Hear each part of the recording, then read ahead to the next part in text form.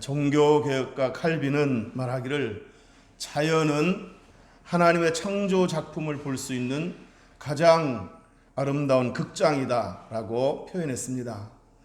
또한 하나님의 아름다움과 능력을 볼 수 있는 거울이다 이렇게 말했습니다. 바울도 로마서 1장 20절에서 하나님이 창조하신 자연을 통해 하나님의 능력과 신성을 볼 수 있다라고 말했습니다. 그런데도 사람들 중에는 아름다운 자연을 볼 때 자연 자체만의 신비와 경이로움을 보고 감탄할 뿐 자연에 나타난 하나님의 신성과 하나님의 아름다움을 보지 못하는 사람들도 있다는 겁니다. 우주가 어쩜 저렇게 신비할까? 꽃이 어쩜 저렇게 예쁠까? 아름다울까? 이렇게 자연의 신비와 그 경이로움에 감탄은 하지만 거기서 하나님의 창조 능력과 하나님의 아름다움을 보지 못하고 느끼지 못하는 사람들이 있다는 겁니다. 자, 그것은 인간이 범죄함으로 타락하여 눈이 어두워졌기 때문입니다. 죄가 눈을 가려 창조주 하나님을 보지 못하도록 하기 때문입니다. 자, 그런가 하면 사람들 중에는 아름다운 자연을 볼 때 거기서 어떤 신의 손길을 느끼는 사람도 있습니다. 자연의 신비와 아름다움을 보면서 와, 이거는 신이 만들지 않고서야 이렇게 될 수가 없어. 이렇게 신비롭고 경이로울 수는 없는 거야. 이건 정녕 신의 작품이야. 이렇게 말하면서 신의 존재를 느끼는 사람들도 있습니다. 자, 그렇지만 문제는 자연의 아름다움과 신비함을 보면서 신의 손길과 신의 존재를 느끼기는 하지만 그 신이 우리 기독교가 믿는 하나님인 줄을 알지 못한다는 겁니다. 어떤 신적인 그 위험을 느끼기는 하지만 신의 존재를 감지는 하지만 그 신이 우리가 믿는 기독교의 하나님인 줄을 알지 못한다는 겁니다. 그 신이 태초에 하나님의 천지를 창조하시느니라라고 성경에 기록되어 있는 그 창조주 하나님으로 알지 못한다는 겁니다. 자, 그렇지만 예수를 믿고 예수 그리스도의 피로 죄 문제가 해결되고 새 생명을 거듭나서 새로운 피조물이 되면 그때야 비로소 가리워졌던 눈이 열리게 되고 자연 만물이 우연히 생긴 것도 아니고 막연히 어떤 알 수 없는 신이 창조한 그 신의 작품이 아니라 성경에 기록된 창조주 하나님의 작품이라고 분명히 믿게 되고 알게 되고 보게 됩니다. 자, 그러니까 구속주 하나님을 경험하게 되면 비로소 창조주 하나님을 보게 된다는 이야기입니다. 저와 여러분은 예수 믿고 거듭나 새로운 피조물이 되었습니다. 그래서 이 모든 만물이 하나님의 작품이고 하나님의 솜씨인 것을 알고 있고 믿고 있고 그렇게 보고 있습니다. 자, 그렇다면 구원받은 저와 여러분이 자연의 아름다움과 자연 속에 나타난 하나님의 신성과 하나님의 아름다움을 볼 때에 다음과 같은 세 가지를 하나님 앞에 드려야 합니다. 그 세 가지는 다음과 같습니다. 첫 번째, 하나님을 찬양해야 됩니다. 우리 본문 1절을 같이 한번 읽어보겠습니다. 시작. 하늘이 하나님의 영광을 선포하고 궁창이 그의 손으로 하신 일을 나타내는도다. 아멘. 하늘이 하나님의 영광을 선포하고 궁창이 그의 손으로 하신 일들을 나타내는도다. 본문의 시인은 광활한 우주와 우주에 있는 만물들이 하나님의 영광을 선포하고 있음을 보고 있는 것입니다. 우주에 있는 만물들이 하나님의 하신 일들을 드러내며 찬양하는 모습을 보고 있는 것입니다. 그래서 시인은 독자들에게 이처럼 만물이 하나님의 영광을 선포하고 하나님이 하신 일들을 찬양한다면 만물의 영장일 뿐만 아니라 구원받아 하나님의 백성된 우리는 더더욱 하나님을 찬양해야 되지 않겠는가, 이런 암시를 던지고 있는 겁니다. 사랑하는 성도 여러분, 아름다운 자연을 볼 때에 그 아름다운 자연을 만드신 하나님의 능력과 하나님의 아름다움을 볼 수 있게 되기를 주의 이름으로 축복합니다. 뿐만 아니라 그 하나님을 찬양할 수 있게 되기를 주님의 이름으로 축복합니다. 영국의 황태자가 2002년도에 금강산을 다니고 갔습니다. 금강산을 구경하고 나서 이렇게 말했다고 합니다. 하나님은 우주 만물을 6일 동안 창조하시는데 그 6일 중에 하루는 온통 이 금강산을 만드는 일에 썼을 거다, 이렇게 말했다고 합니다. 물론 그 말이 사실은 아니지만 그 말의 의미는 그만큼 금강산이 아름답다는 이야기고, 또 그렇게 아름다운 금강산을 만드신 하나님의 능력과 아름다움을 찬양한다는 그런 의미일 것입니다.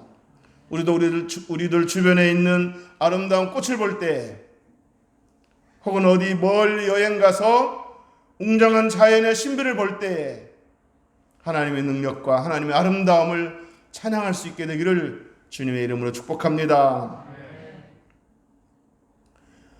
그래서 저는 이 시간 여러분들에게 이렇게 축복하고 싶습니다. 여러분들이 동네 길가에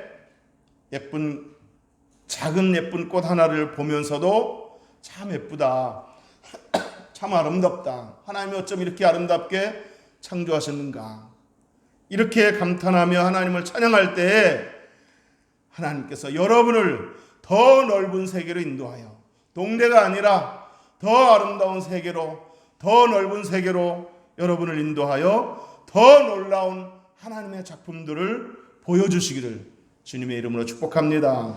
믿습니까? 자연을 통해 하나님의 아름다움을 볼 때 두 번째는 하나님께 감사해야 됩니다. 우리 5절 다 같이 한번 읽어보겠습니다. 5절 6절 시작. 해는 그의 신방에서 나오는 신랑과 같고 그의 길을 달리기 기뻐하는 장사 같아서 하늘 이 끝에서 나와서 하늘 저 끝까지 운행하며 그의 열기에서 피할 자가 없도다. 아멘.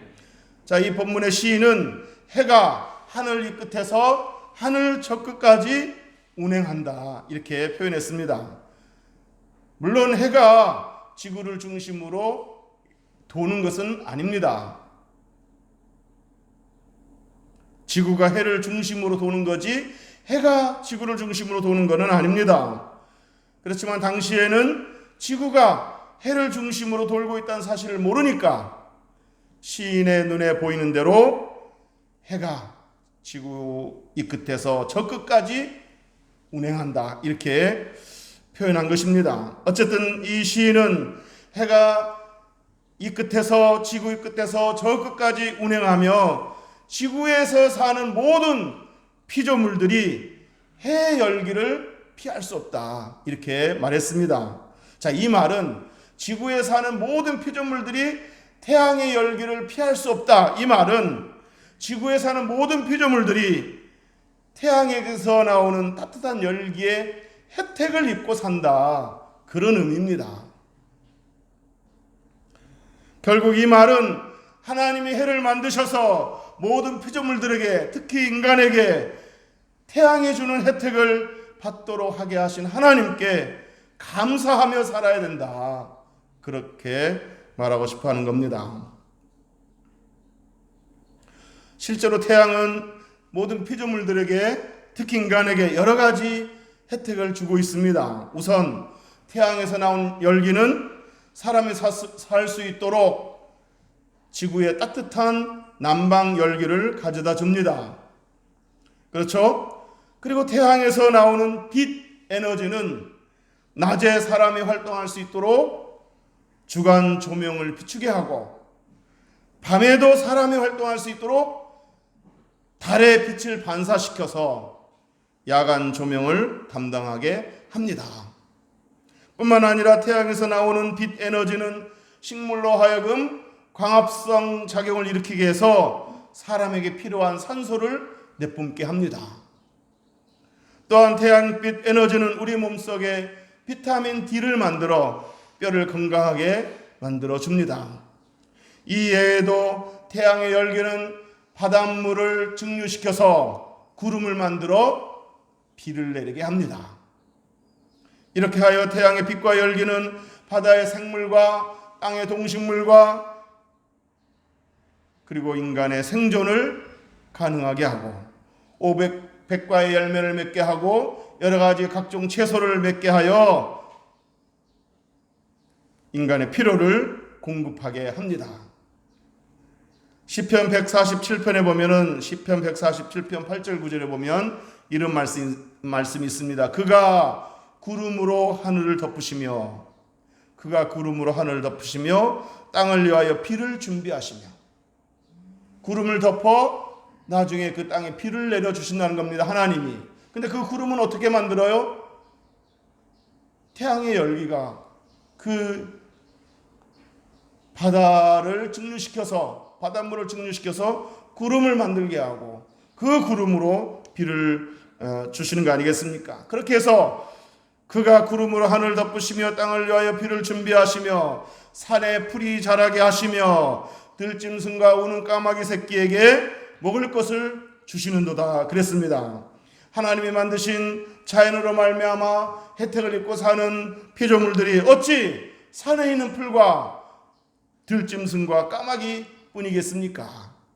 그 어떤 피조물보다 자연의 혜택을 많이 입고 있는 피조물이 있다면 바로 인간일 것입니다. 저와 여러분입니다.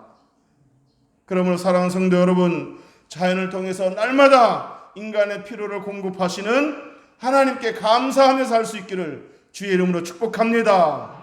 자연을 볼 때 자연 속에 나타난 하나님의 능력과 하나님의 신성과 하나님의 아름다움을 볼 때 하나님의 은총을 오늘도 입고 사는구나 하고 하나님 앞에 감사하는 저와 여러분 되기를 주의 이름으로 축복합니다. 여러분, 햇살 이외에도 공기나 바람, 비 등은 아주 흔한 것이지만 없어서는 안 될 가장 소중한 것들입니다. 공기는 너무나 흔한 거지만 없어서는 안 될 가장 중요한 것입니다. 그런데 이렇게 가장 소중하고 중요한 것들이 모두 뭐예요? 공짜라는 사실입니다. 만약에 어느 마음씨 좋고 돈 많은 부자가 우리 온전께 수련회를 위해서 수련회 장소로 자기가 갖고 있는 별장을 3박 4일 동안 공짜로 쓸 수 있도록 빌려줬다고 해봅시다. 별장을 빌려줄 뿐만 아니라 별장 안에 있는 모든 것들을 공짜로 마음대로 사용하게 하고 별장 주변에 있는 모든 숲과 꽃과 모든 정원들을 공짜로 쓸 수 있도록 하게 한다면 얼마나 감사하겠습니까? 그러면 아마도 별장에 들어갈 때 그 별장 주인에게 고맙다고 감사를 표현할 것이고, 또 별장을 사용하는 중에도 산책하다가 별장 주인을 만나면 이렇게 좋은 별장을 공짜로 사용하게 해주셔서 정말 감사합니다라고 또 감사를 표현할 것입니다. 그리고 별장을 4박 5일 동안 다 지내고 나서 별장에서 나올 때 또 한 번 별장 주인에게 잘 사용했습니다. 덕분에 힐링의 시간을 가졌습니다. 좋은 시간을 가졌습니다. 라고 감사를 표현할 것입니다. 자, 이렇게 별장 주인에게 감사를 표현하는 것이 마땅한 도리라고 생각한다면 아름다운 자연을 창조하시고 그 아름다운 자연을 공짜로 사용하게 하신 우리 하나님께는 그보다 더욱 더 많이 더 진심으로 더 자주 감사를 표현해야 되지 않겠습니까? 사랑하는 성도 여러분, 구원을 공짜로 선물로 주신 하나님께 감사해야 될 뿐만 아니라 자연을 공짜로 선물로 주신 하나님께 감사할 수 있기를 주의 이름으로 축복합니다. 오늘 또 숨 쉴 수 있는 공기를 주신 하나님께 감사할 수 있기를 주의 이름으로 축복합니다. 자연을 통해 하나님의 아름다움을 볼 때 세 번째는 하나님께 간구해야 됩니다. 무슨 얘기냐? 하나님께서 만드신 자연의 아름다움과 하나님의 아름다움을 보면서 하나님께 간구해야 된다는 의미는 이겁니다. 하나님께서 이 모든 만물을 이렇게 아름답게 만드신 분이라면, 이렇게 오묘하고 신비롭고 아름답게 만드신 분이라면 하나님께서 내 인생도 내 가정도 아름답게 만드실 수 있지 않겠느냐 하는 겁니다. 창세기 1장 1절과 2절에서 보면은 태초에 하나님이 천지를 창조하시니라. 땅이 혼돈하고 공허하며 흑암이 깊음 위에 있고 하나님의 영은 수면 위에 운행하시니라 라고 했습니다. 자, 그러니까 하나님의 창조를 시작하시고 창조가 아직 완성되기 이전에 우주의 모습은 이랬습니다. 혼돈하고 무질서했다는 거죠. 공허하고 텅 비어 있었다는 얘기입니다. 흑암이 깊음 위에 있고 온통 캄캄했다는 얘기입니다. 자, 그러나 하나님께서 말씀하시자, 명령하시자 무질서했던 우주는 질서 있고 조화로운 세상이 되었습니다. 하나님이 말씀하시자 텅 비었던 우주는 해, 달, 별, 이 수많은 별들로 가득히 수놓게 되었고, 특별히 이 지구에는 높고 웅장한 산과 깊은 계곡으로, 각종 아름다운 꽃과 나무로, 각종 형태의 동물과 곤충으로 그야말로 만물이 가득한 세상이 되었습니다. 뿐만 아니라 캄캄했던 우주는 근원적인 하나님의 빛과 해, 달, 별이 주는 광명으로 가득하게 되었습니다. 하나님 말씀하시자 이 모든 것이 아름다워졌습니다. 모든 것들이 채워졌습니다. 모든 것들이 밝아졌습니다. 사랑하는 성도 여러분, 이렇게 모든 것을 가능하게 하시고 이 모든 것을 아름답게 바꾸시는 하나님이 저와 여러분의 아버지십니다. 그리고 구하라고 말씀하십니다. 이 아버지 하나님 앞에 간구하시기를 주의 이름으로 축복합니다. 우리 삶의 공허함과 궁핍함을 아름답고 좋은 것으로 채워주시도록 간구하시기 바랍니다. 우리 삶의 혼돈을 아름답고 조화롭게 만들어주시도록 간구하시기를 주의 이름으로 축복합니다. 우리 삶의 어두움을 환하게 밝혀주시도록 간구하시기를 주의 이름으로 축복합니다. 제가 청년 때 정말 좋아했던 복음성이 있었습니다. 제가 당시 힘들었을 때 정말 위로가 되었던 찬송인데, 여러분들도 아시다시피 제가 어렸을 때 교통사고로 장애를 입었고 청소년 때는 결핵이라는 병도 앓았고 또 당시 학교도 중퇴한 상태였고 청년 때 반반한 직장도 없었을 때입니다. 그야말로 아무 희망이 없고 가진 것 없고 정말 보잘것없는 그런 시기였습니다. 그때 저는 이 찬송을 부르면서 이 찬송 가사를 기도 제목으로 삼고 기도했습니다. 가사가 이렇습니다. 한번 들어보시기 바랍니다. 아름답게 하셨네, 내 모든 혼돈 주 아셨네. 좀 노래를 좀 불러보고 싶은데 잘 못할까 봐 그냥 가사만 말씀드리도록 하겠습니다. 아름답게 하셨네, 내 모든 혼돈 주 하셨네. 아주 오래된 고전송이라 지금 잘 여러분 못 들을 수도 있는데 그래도 인터넷에 찾아보니까 나오더라고요. 아름답게 하셨네, 내 모든 혼돈 주 하셨네. 그 다음 가사가 내가 주께 드린 것 모든 상한 마음 주 아름답게 가꾸어 주셨네.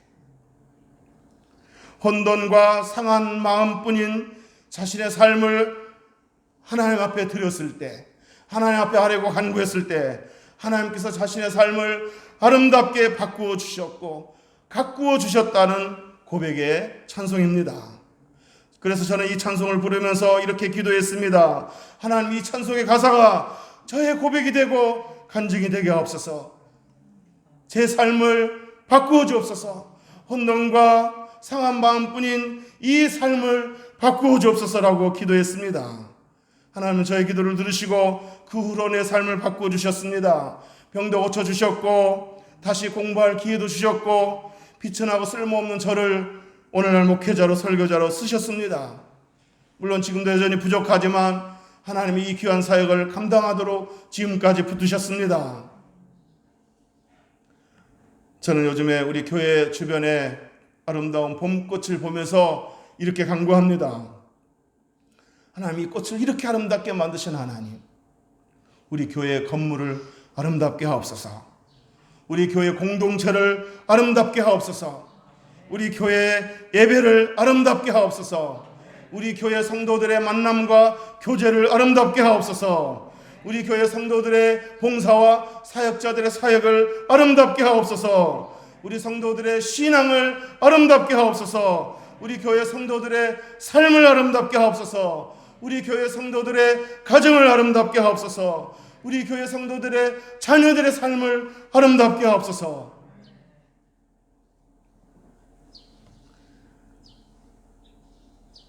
여러분도 자연에 나타난 하나님의 능력과 아름다움을 볼 때에 그 아름다움을 보면서 하나님을 찬양할 뿐만 아니라 하나님께 감사할 뿐만 아니라 기도하는 성도들이 되시기를 주의 이름으로 축복합니다. 이제 말씀을 정리하겠습니다. 간단하게 정리하도록 하겠습니다. 하나님이 만드신 자연의 아름다움을 볼 때, 자연에 나타난 하나님의 신성과 그 아름다움을 볼 때 하나님을 찬양하시고 하나님께 감사하시고 하나님께 간구하시기를 주님의 이름으로 축복합니다. 기도하겠습니다.